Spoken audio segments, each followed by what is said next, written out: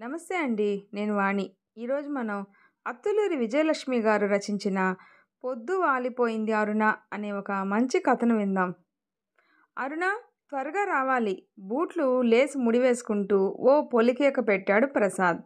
వంటగదిలో పెనం మీద దోసల పిండి వేస్తున్న అరుణ చుయ్యమన్న శబ్దం పూర్తయిన దాకా ఆగి, వస్తున్నానండి, టిఫిన్ చేయాలి కదా, నాకేం 10 చేతులున్నాయా అన్నది కొంచెం విసుగు కలిసిన స్వరంతో.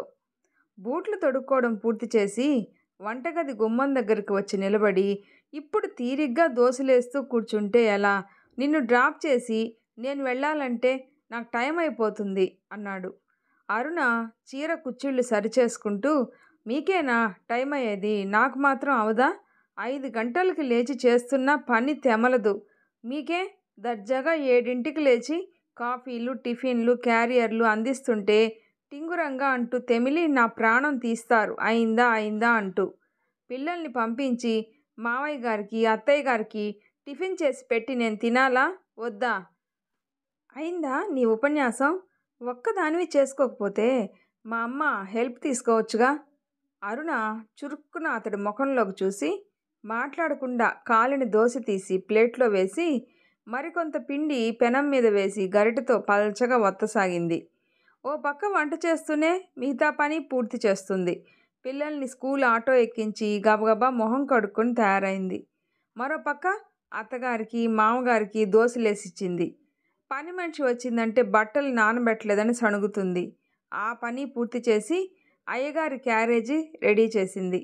దేవుడిచ్చింది 2 చేతులే, ఇంకో 2 చేతులు ఇస్తే బాగుండేది.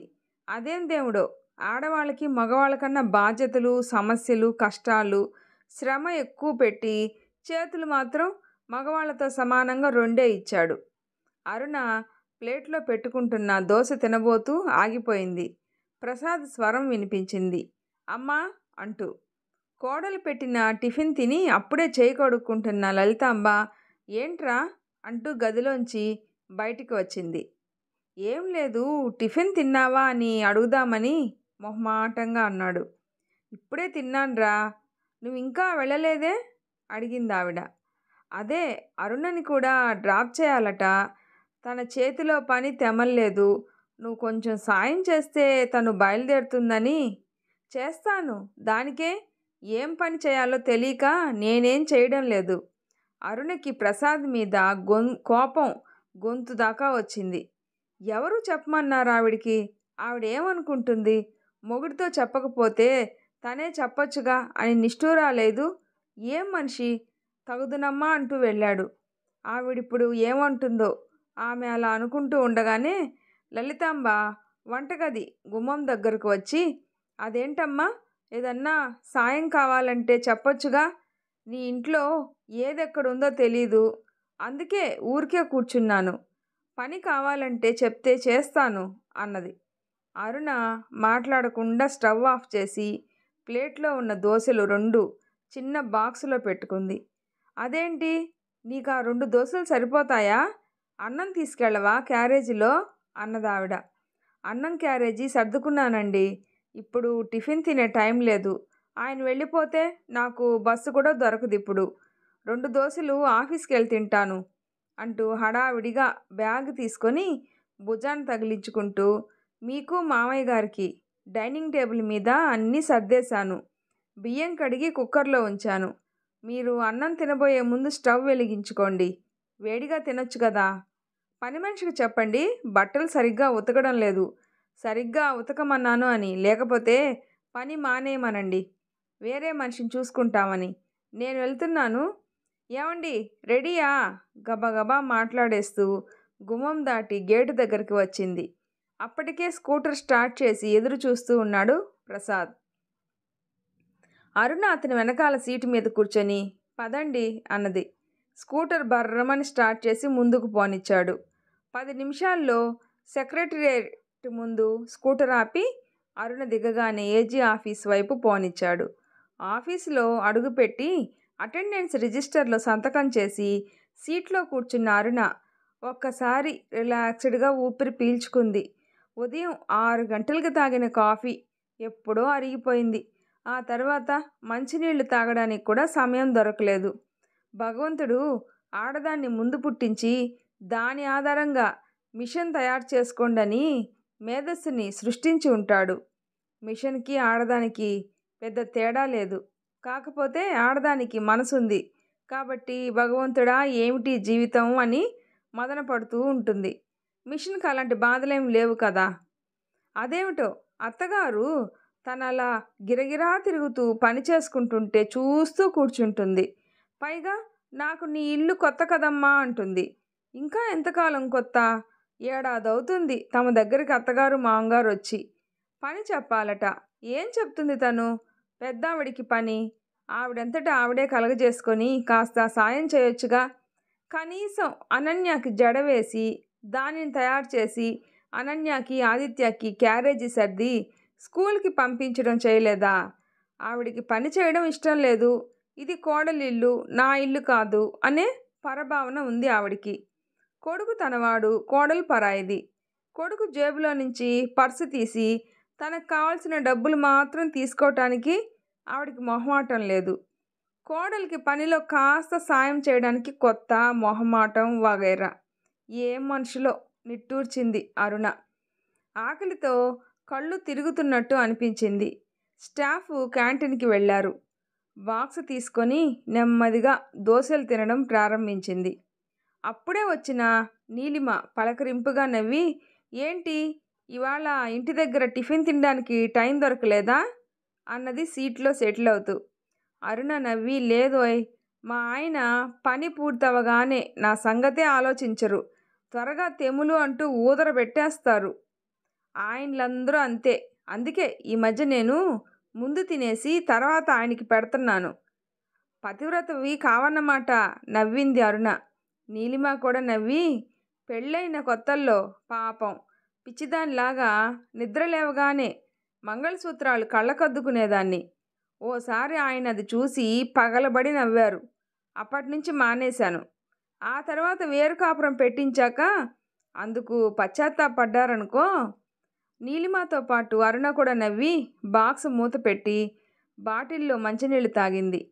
పద మనం కూడా టీ తాగి వద్దాం అన్నది నీలిమతో. ఇద్దరూ లేచి క్యాంటీన్ వైపు నడిచారు. అరుణ భర్త ప్రసాద్ తల్లిదండ్రులకి ఒక్కడే కొడుకు. అతని తర్వాత ఓ ఆడపిల్ల నివేదిత. పెళ్ళయింది. భర్తతో పాటు అమెరికాలో ఉంటుంది. ప్రసాద్ అరుణకు ఇద్దరు పిల్లలు, అనన్య, ఆదిత్య. అనన్య ఫస్ట్ క్లాస్ చదువుతుంది. ఆదిత్య సెకండ్ క్లాస్ చదువుతున్నాడు. ప్రసాద్ తల్లిదండ్రులు లలితాంబ, భాస్కరం ఏడాది క్రితం దాకా విజయవాడ దగ్గర ఉన్న చిన్న పల్లెటూరైన సొంత ఊళ్ళోనే ఉండేవాళ్ళు. భాస్కరం మొదటి నుంచి వ్యవసాయం మీదే ఆధారపడ్డాడు. అంతో ఇంతో కలిగిన కుటుంబమే. కొడుకుని కూతుర్ని హైదరాబాదులో హాస్టల్స్లో ఉంచి చదివించాడు. ప్రసాద్ ఎంకామ్ పాస్ అయి ఏజీ ఆఫీసులో అకౌంటెంట్గా ఉద్యోగం సంపాదించుకున్నాడు. నివేదిత బీఎస్సీ పాస్ అయిన కొత్తల్లోనే అమెరికాలో డాక్టర్ అయిన ఓ కుర్రాడు గురించి తెలిసిన వాళ్ళ ద్వారా వివరాలు తెలుసుకొని సంబంధం కలుపుకున్నాడు భాస్కర్. ప్రసాద్ స్నేహితుడి చెల్లెలు అరుణని ఇష్టపడి పెళ్లి చేసుకున్నాడు. పిల్లలిద్దరూ సెటిల్ అవడంతో నిశ్చింతగా వ్యవసాయం చూసుకుంటూ సొంత ఊళ్ళోనే ఉండిపోదాం అనుకున్నారు భాస్కరం దంపతులు. అయితే తండ్రి బాధ్యతల్లో పాలు పంచుకోవడానికి ప్రసాద్ అస్తమానం విజయవాడ వెళ్లాల్సి రావడం, వరదలొచ్చి పొలం పోయి కొంత నష్టం రావడంతో ఏడాది క్రితం ఉన్న కొద్దిపాటి పొలం అమ్మేసి తల్లిదండ్రులను హైదరాబాద్ తీసుకొచ్చాడు. అసలే పెళ్ళైన ఏడాదికే ఆదిత్య పుట్టడం, రెండో ఏడు అనన్య పుట్టడంతో రొటీన్ కాపురం తప్ప వైవాహిక జీవితంలోని మాధుర్యం ఆస్వాదించలేకపోయాను అని బాధపడుతున్న అరుణకి వీళ్ళ రాక కొంచెం అసంతృప్తినే కలిగించింది. దానికి తోడు ఉద్యోగం, పిల్లల బాధ్యత, ఇప్పుడు అత్తగారి మామగారి సేవలు. అరుణ నెమ్మదస్తురాలే. కాకపోతే అందరూ ఆడపిల్లల్లా ఉండే సహజమైన కోరికలు ఆమెకున్నాయి. భర్తతో చక్కగా చెట్టపట్టాలేసుకొని హనీమూన్కి ఊటీయో కొడైకెనాలో వెళ్ళాలని, సినిమాల్లోలా భర్తతో వెన్నెల షికార్లు చేయాలని, పచ్చని చెట్ల కింద చల్లగాలి ఆస్వాదిస్తూ అతని ఒడిలో పడుకుని కబుర్లు చెప్పాలని, ఇలాంటి చాలా కోరికలు అరుణకి ఉన్నా వాటిలో ఏది కూడా తీరలేదు. డిగ్రీ పూర్తి కాగానే సర్వీస్ కమిషన్ పరీక్షలు రాసి రిజల్ట్ కోసం ఎదురు చూస్తూ ఇంట్లో కూర్చున్న అరుణకి అనుకోకుండా ప్రసాద్ సంబంధం కుదిరింది.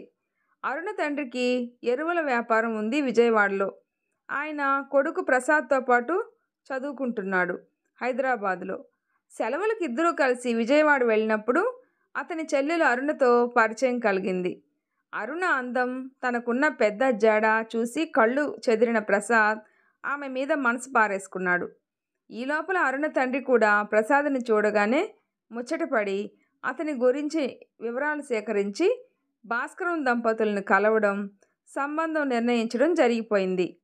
తను కోరుకున్న అమ్మాయే కాబట్టి ప్రసాద్ కూడా వెంటనే పెళ్లికి ఒప్పుకున్నాడు. సరిగ్గా నెల రోజుల్లో ముహూర్తం నిశ్చయించారు. కాబోయే భర్తకి హైదరాబాదులో ఉద్యోగం అని తెలియగానే అరుణ మురిసిపోయింది. ఎంచక్క హైదరాబాదులో గోల్కొండ కోట, Salar Jung museum, zoo park, Lumbini park, tank bund వగైరా ప్రదేశాల్లో భర్తతో కలిసి రోజు సాయంత్రాలు షికార్లు చేస్తూ సినిమాల్లో హీరో హీరోయిన్లు లాగా బతకవచ్చు అనుకునింది. ఏ ఊటీయో కొడైకెనాలో హనీమూన్కి వెళ్ళొచ్చు అనుకునింది. అయితే ఆమె కోరికల్లో ఒక్కటి కూడా తీరలేదు ఈ రోజుకి కూడా. పెళ్ళికి ముందు 2 రోజులు, అయ్యాక 4 రోజులు మాత్రం ప్రసాద్ సెలవు పెట్టాడు. పెళ్ళైన తర్వాత అత్తగారింట్లో ఆ పల్లెటూళ్ళలో అంతమంది బంధువుల మధ్య భర్తతో రాత్రిపూట తప్ప ఏకాంతంగా గడిపే అవకాశమే దొరకలేదు అరుణకి. ప్రసాద్ 4 రోజులుండి హైదరాబాద్ వెళ్ళిపోయాడు. అరుణని అప్పుడే కాపురానికి పంపమని చెప్పి అత్తగారు మరో 15 రోజులు అరుణని అక్కడే ఉంచేసింది. అలా నెల రోజుల పాటు అత్తగారింట్లో ఉంటూ శని, ఆదివారాలు మాత్రం ప్రసాద్ రావడం, ఏదో రొటీన్గా గడిపేయడంతో గడిచిపోయినాయి. ఆ తర్వాత ప్రసాద్ ఇల్లు చూసి కాపురానికి తీసుకొచ్చేశాడు. అక్కడికి రాగానే పెళ్లి కాకముందు కాలక్షేపానికి రాసిన సర్వీస్ కమిషన్ పరీక్షల్లో అరుణకి సెలక్షన్ వచ్చి సెక్రటరియేట్లో క్లర్కుగా పోస్టింగ్ వచ్చింది. అరుణకి ఉద్యోగం చేయటం ఇష్టం లేకపోయినా ప్రసాద్ ఊరుకోలేదు. ఇంత మంచి ఉద్యోగం, అది కూడా గవర్నమెంట్ ఉద్యోగం, ఎంత అదృష్టమో తెలుసా. ఉద్యోగాలు లేక జనాలు గిలగిలా తన్నుకుంటున్నారు. నువ్వేంటి గుమ్మం దగ్గరికి వచ్చిన అదృష్టం కాలదన్నుకుంటానంటావు, మాట్లాడకుండా జాయిన్ అవ్వు అంటూ వెంట పెట్టుకొని తీసుకెళ్ళి జాయినింగ్ రిపోర్టు ఇప్పించాడు. వంట చేసుకోవడం, తినడం, ఆఫీస్కి వెళ్ళడం, అలసిపోయి ఇంటికి రావడం రొటీన్ కాపురం.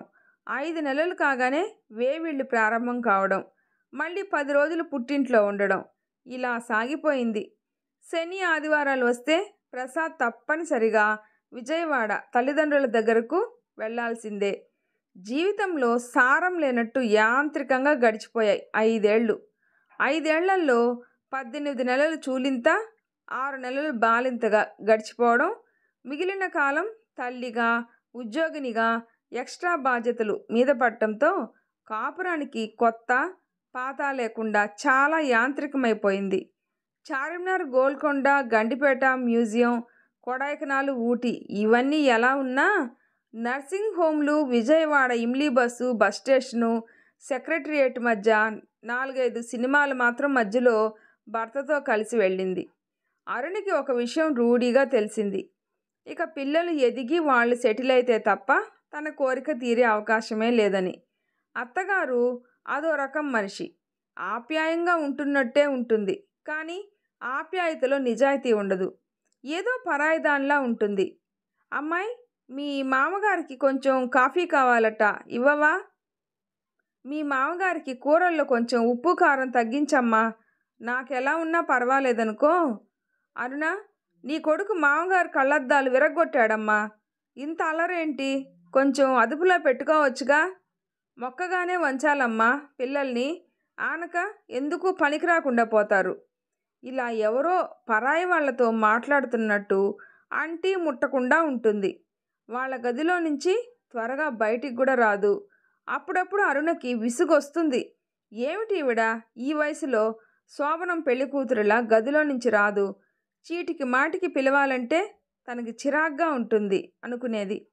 ప్రసాద్ మాత్రం అమ్మకి చెప్పొచ్చుగా, అమ్మతో వంట చేయించవచ్చుగా, అమ్మని అడగొచ్చుగా అంటూ తనకి సలహాలు ఇస్తుంటాడు. ఎలా చెప్తుంది తను? ఆవిడలా అంటీ ముట్టనట్టుంటుంటే ఆవిడంతట ఆవిడగా నువ్వు ఆఫీస్కి వెళ్ళాలిగా అమ్మా, వంట నేను చేస్తాలే అంటే వంటగది ఆనందంగా ఆవిడ చేతిలో పెట్టగలదు తను. సాయంత్రం తన ఇంటికి వెళ్ళేటప్పటికి ఏ పకోడీలో చేసి కాఫీ కాచి వాళ్ళింత తిని తనకు ప్రసాద్కి పెడితే ఎంత హాయిగా ఉంటుంది అని ఎన్నోసార్లు అనిపిస్తుంటుంది. కానీ అరుణ గుమ్మంలో అడుగు పెట్టగానే వచ్చావా, 5 ఎప్పుడవుతుందా అని చూస్తున్నాను, మీ మామగారికి కాఫీ కాచివ్వమ్మా అంటుంది. ఓ రోజు చిరాకు పుట్టి అన్నది అరుణ. అదేంటత్తయ్య, కాఫీ తాగేసేయకపోయారా, నా కోసం ఎందుకు ఎదురు చూడ్డం? ఏమో అమ్మా, డికాషన్ ఉందో లేదో చూడలేదు. అరుణకి ఒళ్ళు మండింది. డికాషన్ ఉందో లేదో చూసుకొని లేకపోతే వేసుకోవచ్చుగా, ఏమిటి ఈవిడ అనుకొని మీరెందుకు మొహమాట పడతారు, 3ంటికి మీకు కావాల్సిన కాఫీయో టీయో తాగేయండి అన్నది నిక్కచ్చిగా. ఆయన కాఫీ కోసం తను 5ంటికల్లా ఇంటికి రావాలి అంటే కుదరదు అనుకుంటూ. అప్పటినుంచి వాళ్ళిద్దరూ తాగేసి కూర్చుంటున్నారు. ఇంటికి వెళ్ళి డికాషన్ చూస్తే ఉండదు. ఉన్న డికాషన్ వాళ్ళు కలుపుకొని తాగి ఊరుకుంటారు. మళ్ళీ వేయొచ్చుగా. ఆ విషయం మాత్రం అరుణ చెప్పలేకపోయింది. చెప్పాలి అని కూడా అనిపించలేదు. ఆవిడికి ఆ మాత్రం తెలీదా అనుకొని ఊరుకుంది. అరుణ నిట్టూర్చింది. ఛీ, ఏం జీవితం! ఇలాంటి బాధలేవీ లేని ప్రసాద్ మాత్రం పూల రంగడిలా హాయిగా ఉంటాడు. అరుణ ఏదన్నా చెప్పబోతే జీవితం అంటే ఇలాంటివి తప్పవు, అడ్జస్ట్ అవ్వాలి అంటాడు. ఎంతకాలం ఈ అడ్జస్ట్మెంటు? మరోసారి అలా అనుకొని పనిలో పడింది అరుణ. అరుణ, ఎల్టీసీ అప్లై చేయవా అడిగింది నీలిమ. ఎల్టీసీనా? అరుణ కళ్ళు మెరిశాయి. అవును, అప్లై చేయొచ్చుగా. 4 రోజులు పిల్లల్ని అత్తగారి దగ్గర వదిలేసి ఎటన్నా వెళ్ళి రావచ్చు అనిపించింది. ఈ ఆలోచన కొంత హుషారు కలిగించింది ఆమెలో. ఆ రోజు పనంతా పూర్తి చేసుకొని బెడ్రూమ్లోకి వచ్చి ప్రసాద్తో తన మనసులో మాట చెప్పింది. నేను ఈ సంవత్సరం ఎల్టీసీ అప్లై చేస్తాను, ఎక్కడికన్నా వెళ్దామా అని అడిగింది. ఎల్టీసీనా? ఎక్కడికి వెళ్దాం అడిగాడు. పిల్లలతో కష్టం అరుణ, నాకు చిరాకు, వాళ్ళ అల్లరి ఉచ్చలు గోల ఎంజాయ్ చేయలేం అన్నాడు. పిల్లల్ని మీ అమ్మగారి దగ్గర వదిలేసి వెళ్ళొచ్చుగా గోముగా అన్నది. నిజమే సుమా, నాకు ఈ ఆలోచన రాలేదు, ఓకే వెళ్దాం అన్నాడు. అరుణ పొంగిపోయింది. అమ్మయ్య, అంత త్వరగా ఒప్పుకుంటాడు అనుకోలేదు. ఏ కళనున్నాడో, లేకపోతే లీవ్ లేదు, ఆడిటింగ్ ఉందోనో, ఛార్జీలు ఆఫీస్ వాళ్ళు ఇస్తే మిగతా ఖర్చులకు డబ్బేదనో అంటాడు అనుకునింది. ఆ రాత్రి మొదటిసారిగా ఆనందంగా గడిపాను అనిపించింది ఆమెకి. తెల్లవారి లేస్తూనే అన్నది, మీ అమ్మగారికి మీరు చెప్పండి. ఎందుకు? నువ్వే చెప్పు, భయం దేనికి? భయం కాదు, ఊరికినే మీరు చెప్పండి, నేను చెప్తే ఏమన్నా అనుకుంటారు. సరేలే చెప్తాను. నిశ్చింతగా ఊపిరి పీల్చుకొని ఉల్లాసంగా పనిచేసుకుంది. రోజుకన్నా త్వరగా సునాయాసంగా పని అయింది అనిపించింది. ప్రసాద్ స్నానం పూర్తి చేసి తనకి తల్లిదండ్రులకి ఉప్మా ప్లేట్లు తీసుకొని వాళ్ళ గదిలోకి వెళ్ళాడు. గదిలో నుంచి వినిపించే సంభాషణ కోసం అరుణ చెవులు రిక్కించుకొని వినసాగింది.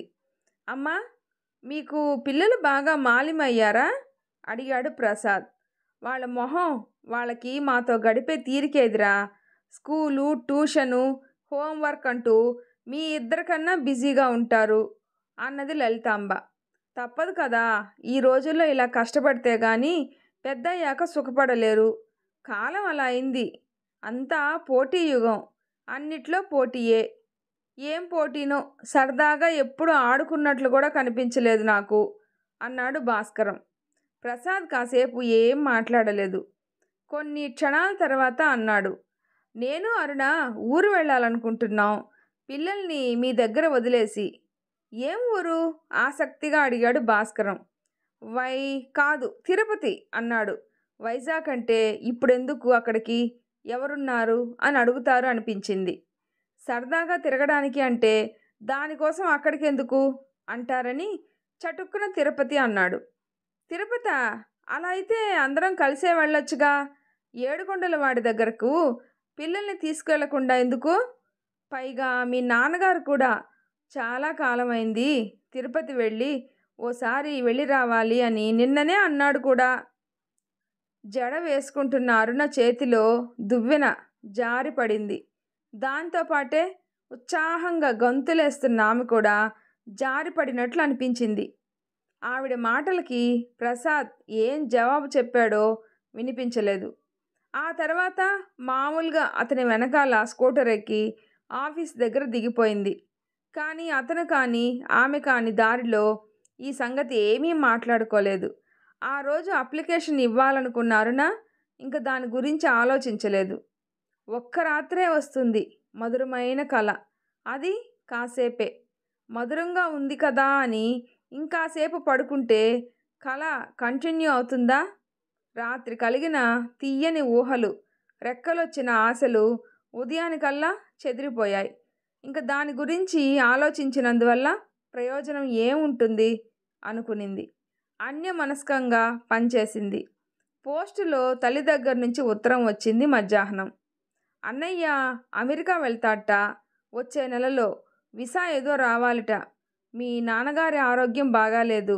ఆ ఉద్యోగం ఏదో ఇక్కడే చేసుకోవచ్చుగా అంటున్నారు. వాడు మాత్రం అక్కడికే వెళ్తానని ఖచ్చితంగా చెప్పాడు. మీ వదిన కూడా అదే బాగు అంటుంది. ఇండియాలో ఉంటే ఎదుగుదల ఉండదట. ఏమిటో మీ ఇద్దరు చెరో చోట, మేమిద్దరం రెక్కలు తెగి ఇక్కడ ఇలా దిగులుగా ఉందమ్మడు. నువ్వు కూడా వచ్చి చాలా రోజులైంది. ఏడాది దాటుతుంది. విజయవాడ ఎంత దూరం అని? ఈసారి దసరా సెలవుల కన్నా మీ ఇద్దరు పిల్లల్ని తీసుకుని వస్తే బాగుంటుంది. మళ్ళీ అన్నయ్య అమెరికా వెళ్తే ఎప్పటికి కలుసుకుంటారో? అల్లుడి గారికి నా మాటగా చెప్పు. మీ నాన్నగారితో వాళ్ళ ఆఫీస్కి ఫోన్ చేయిస్తాను. పిల్లలు ఎలా ఉన్నారు? జాగ్రత్తగా చూసుకో. మీ అత్తగారు మామగారు కులాసానా? పెద్దావిడ నీకు కాస్త అండగా సాయంగా ఉన్నారనే అనుకుంటాను. పేలవంగా నవ్వుకుంది అరుణ. అందరూ నీలా ఉంటారా అమ్మా అనుకునింది. అరుణ తల్లి సుశీల చాలా నెమ్మదస్తురాలు. తండ్రి కొంచెం మూర్ఖుడు. ఆయనతో ఇంతకాలంగా నెట్టుకొస్తూ కాపురం చేస్తుందంటే ఆవిడ ఎంత ఉత్తమురాలో అనిపిస్తుంది ఎవరికైనా. ఆవిడ నెమ్మదే అరుణకు కూడా వచ్చింది. ఆవిడ కోడల్ని చాలా అపురూపంగా చూసుకుంటుంది. కొడుక్కి కోడలికి ఉదయం కాఫీ బ్రేక్ఫాస్టు గదిలోకి తీసుకెళ్లే ఇస్తుంది. కోడలు బాగా చదువుకున్న పిల్ల అని, హైదరాబాద్ పిల్ల అని ఎంతో గౌరవంగా చూసుకుంటుంది. దానికి తోడు శరణ్య కూడా గడసరి. తల్లిదండ్రులకు ఒక్కతే కూతురు. పుట్టింట్లో ఎంతో గారాబం. యువతల పుల్ల తీసి అవతల పెట్టే అవసరం లేకుండా పెరిగింది. శరణ్య తండ్రి ఎలక్ట్రిసిటీ బోర్డులో ఇంజనీరు. హైదరాబాదులో బంజారా హిల్స్లో 30 లక్షల విలువ చేసే బంగళా ఉంది. బోలెడంత ఆస్తి సంపాదించాడు.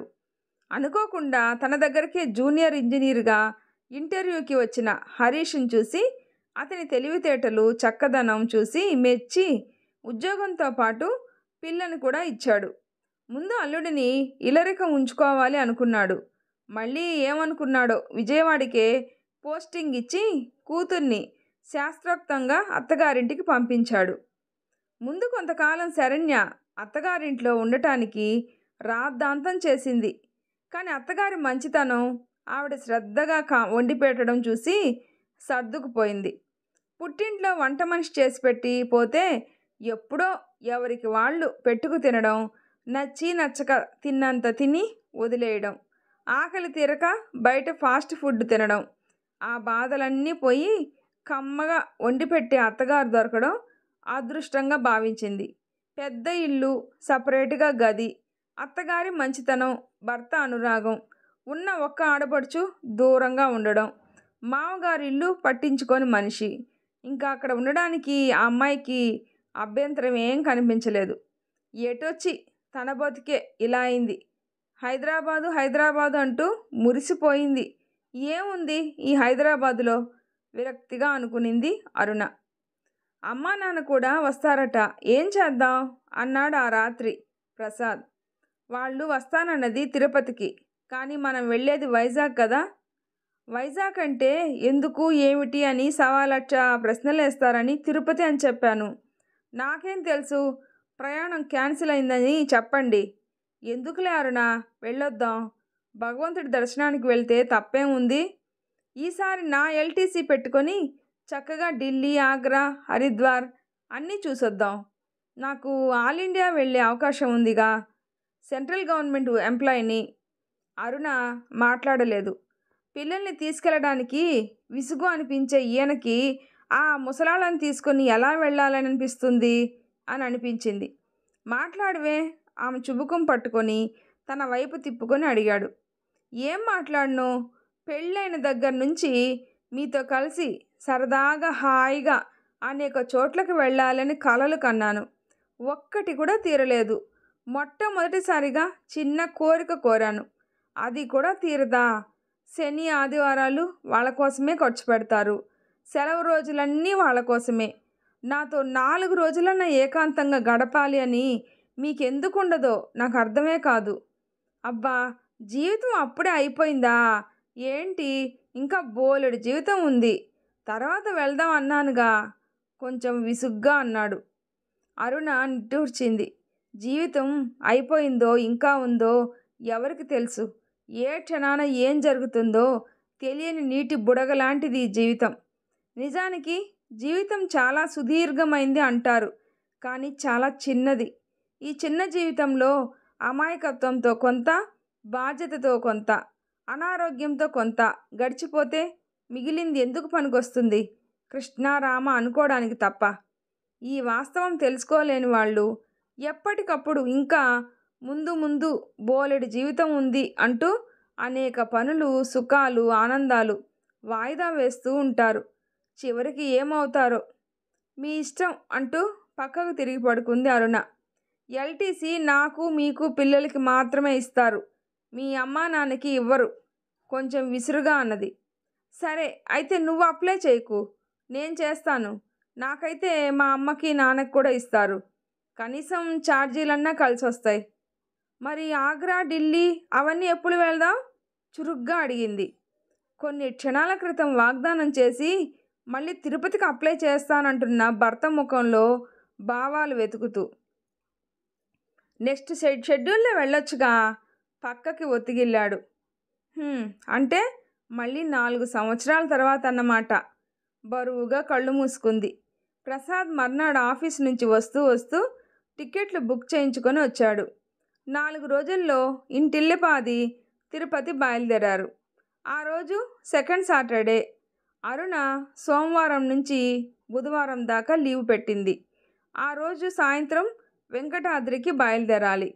సూట్ కేసులో చీరలు, ప్రసాద్ బట్టలు, పిల్లల బట్టలు సర్దుతూ ఉంది అరుణ. అనన్య తన టెడ్డీ బేర్ తీసుకొచ్చి, మమ్మీ ఇది కూడా సూట్ కేసులో పెట్టు అన్నది. ఇదెందుకే? ఉన్న లగేజీ సరిపోకనా? తీసి పక్కన పెట్టేసింది Aruna. I want my monkey అంటూ గొడవ చేస్తూ ఏడుపు మొదలుపెట్టింది. అబ్బబ్బా, ఏమిటా ఏడుపు? చంపుతాను, నోర్ముయ్ కసిరింది. I want come with you. Ananya విసురుగా మంకీ బొమ్మ తీసుకొని బయటికి పరిగెత్తింది. హాల్లో ఆదిత్య, ప్రసాద్ కూర్చొని వీడియో గేమ్స్ ఆడుకుంటున్నారు. అనన్య ప్రసాద్ భుజం మీద వాలి గారాలు పోతూ అన్నది. డాడీ, నా మంకీ బొమ్మ తీసుకెళ్తానంటే మమ్మీ వద్దంటుంది. Bad mummy. ఊరికి వెళ్తూ బొమ్మలెందుకు తల్లి? నచ్చ చెప్పాడు భాస్కరం. బయలుదేరే రోజు పులిహోర, పూరీలు చేయడం, సామాన్లు సర్దడం, పిల్లలకు కావాల్సిన చిరుతిళ్ళు, ఎమర్జెన్సీ మెడిసిన్స్ తీసుకోవడం వగైరా దగ్గర నుంచి తిరిగి వచ్చేదాకా ప్రసాద్తో ఓ గంట కూడా ఏకాంతంగా గడిపే అవకాశమే రాలేదు అరుణకి. తిరిగి హైదరాబాద్ చేరేటప్పటికి ఒళ్ళంతా పచ్చి పుండులా అయింది. 102 డిగ్రీల జ్వరంతో 4 రోజులు సెలవు పొడిగించింది. ఆ 4 రోజులు లలితాంబ వంట చేస్తే ప్రసాద్ పిల్లలు పని చూసుకున్నాడు. అయితే బియ్యం ఎన్ని పోయాలి, కందిపప్పు ఎంత పోయాలి, కూరలు 1/4 కిలో వండాలా, మీ పిల్లలు కారాలు తింటారా, నా వంట నచ్చుతుందో లేదో, ఉప్పు ఎక్కడుంది, ఆవాలు ఎక్కడున్నాయి, సరుకుల డబ్బాలు సరిగ్గా సర్దుకోలేదేమిటి అనే రకరకాల ప్రశ్నలకు జవాబు చెప్పలేక జ్వరం తాలూకు నీరసం కన్నా మరో నీరసం ఎక్కువైంది అరుణకి. జ్వరం పూర్తిగా తగ్గకుండానే తిరిగి రొటీన్ బాధ్యతలు ఛార్జ్ తీసుకోవాల్సి వచ్చింది. 2 రోజులు అలాగే ఇంట్లో పని, ఆఫీస్ పనితో బాగా అలసిపోయి మళ్ళీ మంచం పట్టింది. ఈసారి కన్నీళ్లు కారిపోతుంటే అంది, నేనొక వారం రోజులు మా అమ్మ దగ్గరకు వెళ్తాను. పిల్లలకు కూడా దసరా సెలవులు వస్తున్నాయిగా. అలాగే వెళ్ళు, నేను కూడా వస్తాను పండక్కి 2 రోజుల ముందు, సరేనా? స్వరంలో అనురాగం కురిపిస్తూ అన్నాడు ప్రసాద్. అసలే మనసంతా చెమ్మగిల్లి ఉందేమో అతని అనురాగంతో కళ్ళు వర్షించసాగాయి. ఏడవ కారు, ఈ మాత్రానికే ఏడిస్తే ఎలా? Take it easy, after all this is life.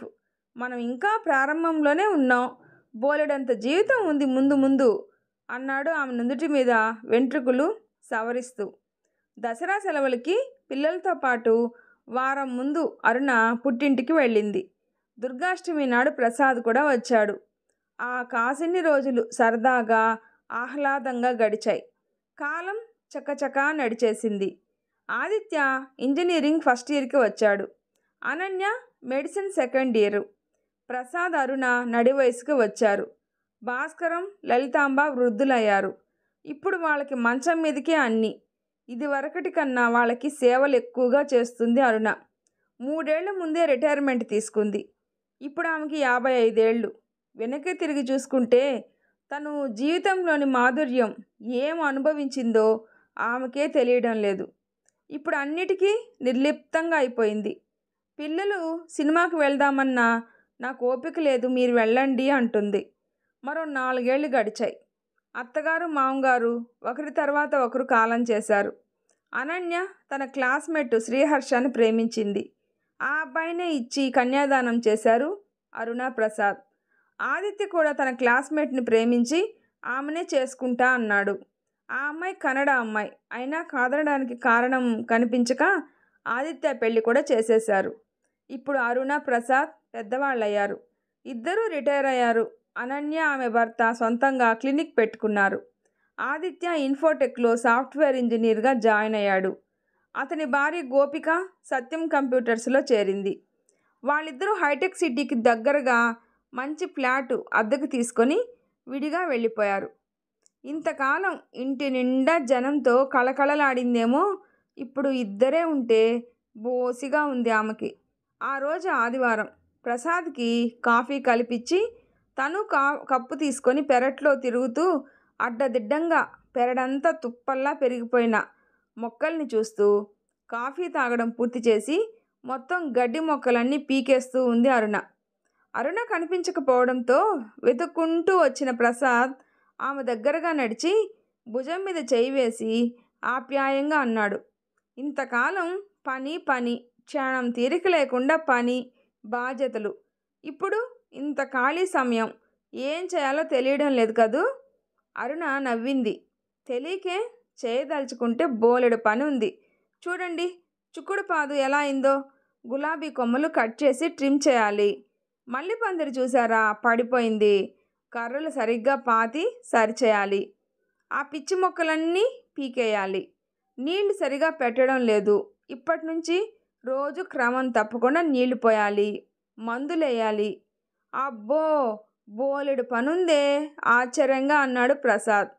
మన పిల్లల బాధ్యతలు తీరిపోయాయి, కానీ ఈ పసిపిల్లల బాధ్యత మన మీద ఇంకా ఉంది, ఎప్పటికీ ఉంటుంది అంది అరుణ చిక్కుడు పాదు నుండి ఎండిపోయిన ఆకులు తీస్తూ.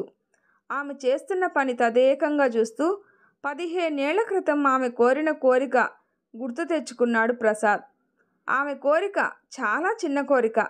తను తీర్చగల స్తోమత ఉండి కూడా తీర్చలేకపోయాడు. కారణం ఒక్కటే, ఎప్పటికప్పుడు మీద పడుతున్న రకరకాల బాధ్యతల ఒత్తిడి.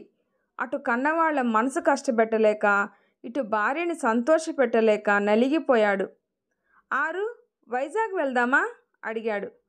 అరుణ ఆశ్చర్యంగా అడిగింది. ఇప్పుడా? దేనికి? అవును, దేనికి? ఆమె కాకతాళీయంగా అన్నా అలా అనడంలో అతనికి వెటకారం అనిపించినట్టు అనిపించింది. దేనికి? ఇప్పుడు వెళ్ళి ఏం చేద్దాం అని అడుగుతున్నట్టే అనిపించింది. అదే అరకు, బొర్రా గుహలు. పక్కున నవ్వింది. ఈ వయసులో బొర్రా గుహలు చూడగలమనేనా? ఏ ఏమేమిటండి, అవన్నీ ఎక్కాలి దిగాలి ఎక్కాలి దిగాలి, చాలా కష్టం. నాకా మోకాళ్ళ నొప్పులు వచ్చేసాయి, మీకు బీపీ వచ్చింది. ఉసూరుమంది ప్రసాద్కి. అంతేనా? తనింక ముసలివాడైనట్టేనా? ఇదివరకులా చలాకీగా ఉండలేరా ఇద్దరు? పోనీ అరకు వెళ్దాం. నాకు ఆ రోజు నువ్వు అడిగింది గుర్తుంది అరుణ. ఇప్పుడు వెళ్దామా? మనకింక అడ్డేముంది అన్నాడు జాలిగా. అరుణకు కూడా అనిపించింది, అవును, ఇప్పుడు అడ్డేముంది, హాయిగా తిరగొచ్చు. తిరుగుతుంటే అదే వస్తుంది ఓపిక. అలాగే వెళ్దాం అంది. ఓకే, నేను వెళ్ళి టికెట్స్ తెస్తాను అంటూ బట్టలు మార్చుకోవడానికి హుషారుగా లోపలికి వెళ్తున్న ప్రసాద్ని చూసి నవ్వుకుంది అరుణ. వచ్చే శనివారం వాళ్ళు వైజాగ్ వెళ్ళడానికి టికెట్స్ దొరికాయి. ఇద్దరు 10 ఏళ్ల వయసు తగ్గిపోయినట్టు హుషారుగా ఏర్పాట్లు చేసుకోసాగారు. వైజాగు, అట్నుంచి అరకు, సింహాచలం, భీమిలి, విజయనగరం, అరసవెల్లి మొత్తం ప్లాన్ గీసేశాడు ప్రసాద్. కొంచెంగా జంతికలు కజ్జికాయలు చేసింది అరుణ. ఇద్దరు చెరో సూట్ కేసులో బట్టలు సర్దుకున్నారు. సపరేట్ బ్యాగులో టూత్ బ్రష్, పేస్టు, ఇద్దరి మందులు అన్నీ సర్దుకున్నారు. ఒక బాస్కెట్లో తిండి సామాన్ సర్దింది అరుణ. అవి ఇవి సర్ది లగేజ్ పెంచకు, నువ్వు మోయలేవు నేను మోయలేను, less luggage is more comfortable అన్నాడు ప్రసాద్. నాకు తెలీదా, అన్నీ అవసరమైనవే సర్దాను, ఇవి కూడా లేకపోతే ఎలా అంది అరుణ. సాయంత్రం 7:30కి ట్రైన్. అరుణ ఇల్లంతా నీట్గా సర్ది స్నానానికి వెళ్ళింది. ప్రసాద్ రెడీ అయి కూర్చొని ఉన్నాడు. అరుణ స్నానం చేసి గంజి పెట్టి ఇస్త్రీ చేసిన గులాబీ రంగు పూలున్న తెల్ల చీర కట్టుకొని పౌడర్ రాసుకొని జడలో మల్లెపూలు పెట్టుకొని గమగమలాడుతూ వచ్చింది. శోభనం పెళ్లి కూతురులా ఉన్నావు అన్నాడు ప్రసాద్ ఆమెని ఆపాద మస్తకం చూస్తూ. చాలండి, చిరుకోపంతో కసిరి గోడ గడియారం చూసింది. ఇంకా టైం ఉంది, పిల్లలకి ఫోన్ చేసి చెప్పారా అడిగింది. ఇప్పుడు చేస్తాను అంటూ ఫోన్ కోసం లేస్తూ ఉండగానే ఫోన్ రింగ్ అయింది. నీ కూతురో కొడుకో 100 ఏళ్ల ఆయుష్ అంటూ రిసీవర్ తీసుకొని హలో అన్నాడు ప్రసాద్. అవతల నుంచి అనన్య స్వరం నీరసంగా వినిపించింది. అమ్మ ఉందా నాన్న? ఉందమ్మా, మేము అతనేదో చెప్పబోతుంటే మధ్యలోనే అంది అనన్య. అమ్మకివ్వు నాన్న, నీతో మాట్లాడుతుందంట అంటూ అరుణకిచ్చాడు ఫోను. చెప్పు తల్లి, అరుణ ఆప్యాయంగా అంది. అమ్మా, నాకు వారం నుండి వాంతులు, కళ్ళు తిరుగుతున్నాయి, పని చేసుకోలేకపోతున్నాను, క్లినిక్కి కూడా వెళ్ళడం లేదు, ఏం తినాలనిపించడం లేదమ్మా, నువ్వు రామ్మా. అంతా వింటున్న అరుణ మొహంలో మారుతున్న రంగులు చూస్తున్న ప్రసాద్ కంగారుగా అడిగాడు, ఏమైంది ఆరు? దీర్ఘంగా శ్వాస వదిలి రిసీవర్ పక్కన పెట్టేస్తూ చిన్నగా నవ్వింది. ఆ నవ్వులో శతకోటి భావాలు వినిపించాయి ప్రసాద్కి. కానీ అవి ఏం అర్థం కాలేదు. ఏంటి, ఏమైంది అన్నాడు మళ్ళీ. ఏం లేదండి, మీరు తాత నేను అమ్మమ్మ కాబోతున్నాం. వైజాగ్లో గడిపే వారం రోజులు అమ్మ ఇంట్లో గడుపుదాం పదండి, అన్నీ సర్దేయండి అంటూ చలనరహితంగా లేచి లోపలికి వెళ్ళిపోతున్న అరుణ వైపు వెర్రిగా చూశాడు ప్రసాద్. అనన్య గర్భవతి. మళ్ళీ అరుణ భుజాల మీద మరికొన్ని బాధ్యతలు పడ్డాయి. అనన్య ఆరోగ్యం కనిపెట్టి ఉండటం, ఆమెకి ఇష్టమైనవన్నీ చేసి పెట్టడం, సీమంతం, హడావుడి, డెలివరీ, బాబు పుట్టడం, వాడి ఆలనా పాలన. మరో 5 ఏళ్ళు వయసు పెరిగింది ప్రసాద్ అరుణలకి. బాబు స్కూల్కి వెళ్తున్నాడు. ఆదిత్యకు కూడా పాపాయి పుట్టింది. సరదాలు, షికార్ల వయసు దాటిపోయింది. ఆ ఆలోచన పోయింది. మనవడు మనవరాళ్ళతో ఆడుకోవడం, వాళ్ళ ముద్దు ముచ్చట్లు, వీటితోనే గడిచిపోయింది. ఇప్పుడు పిల్లల్ని చూడకుండా ఒక వారం రోజులు కూడా ఉండలేకపోతున్నారు ఇద్దరు. ఇల్లు అద్దెకిచ్చేసి మా ఇద్దరిలో ఎవరో ఒకళ్ళ దగ్గర ఉండొచ్చు కదమ్మా అన్నారు ఆదిత్య, అనన్య కూడా. అవును, అలా చేయొచ్చు కదా మనం అన్నాడు ప్రసాద్ ఒకరోజు. కాసేపు మౌనంగా ఉన్న అరుణ అంది, వద్దండి, ఈ ఇల్లుని వృద్ధాశ్రమంగా మార్చాలనుకుంటున్నాను. వృద్ధాశ్రమమా? ఆశ్చర్యంగా చూశాడు ప్రసాద్. దేనికి, ఎందుకు వచ్చింది ఆలోచన? అదేంటమ్మా, అసలు ఆ ఆలోచన ఏమిటి? బోలెడన్ని వృద్ధాశ్రమాలున్నాయి, వాటిలో మనుషులే లేరట అంది అనన్య. వృద్ధాశ్రమాలు కావాలనన్యా, చాలా కావాలి. పెద్దవాళ్ళంతా 60 దాటగానే ఆశ్రమంలో ఉంటే పిల్లలు జీవితాన్ని అనుభవించే అవకాశం ఉంటుంది. లేకపోతే జీవితంలో పూర్తిగా నిలదొక్కుకోకుండానే పెద్దవాళ్ళ బాధ్యతలు మీద పడతాయి. వాళ్ళ రోగాలు, రొస్టులు, సేవలు, వీటితో పిల్లల కెరియరు దెబ్బతింటుంది. యవ్వనం మొత్తం బాధ్యతలతోనే గడిచిపోతుంది. చిన్న చిన్న కోరికలు కూడా తీరకుండానే వృద్ధాప్యం వచ్చేస్తుంది. ప్రసాద్ చెవులకి ఆవిడ స్వరంలో లీలగా మెదిలిన జీర వినిపించి చెక్కుతుడై చూశాడు. ఇంత వేదన ఉందా అరుణ గుండెల్లో? మరి ఇన్నేళ్ళు ఈ బాధ్యతలన్నీ ఎలా మోసింది? ఆశ్చర్యంగా చూస్తున్న అతని కళ్ళకి ఆమె వెనకాల ఉన్న కిటికీలో నుంచి దూరంగా అస్తమిస్తున్న సూర్యబింబం తాలూకు నారింజ రంగు అలుముకున్న ఆకాశం కనిపిస్తుంది. పొద్దు వాలిపోతుంది అరుణ, లైట్ వేయవు అన్నాడు.